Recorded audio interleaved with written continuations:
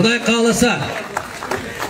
қаласа, Алла насип қылған болса, біз ушул күндөрдү көргүбүз келет. Мен азыр эле машинадан келатып айтып атам. Мына Исхак Разаковдун эстелигин бул жерге койбой, мына айлампага круговой десе түшүнөт кыргыз. Ушул айлампанын ортосуна коюш керек. Бул 2020-жылы Алла аман койгон болсо, бул улуу бабабыздын 110 жылдыгы болот. Исфана шаарын Разаков шаары кылышыбыз керек биз.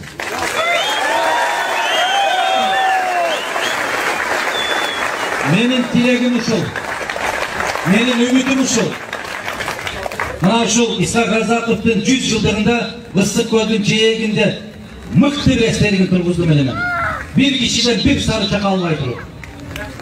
Суроо берип отуруштун кажети жок бул жерде. Анан ата-аталабы, фамилиясы, анда Американы Джордж Вашингтон шаары дебейт да эч ким. Же Иосиф Сталинград дебейт, Владимир Ленинград дебейт да, Михаил Фрунзе деген жок да. Биз эл аралык нормаларды эске алуу менен азыр баяндамачы айтты. Кыргыз эрежеси кандай болот? Жер шаарлардын аталышы кандай болот?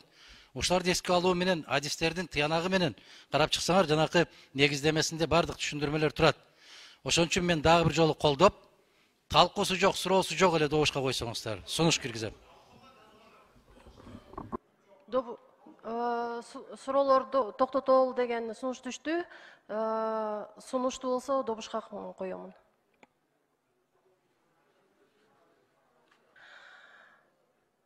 Макул 54, каршы жок.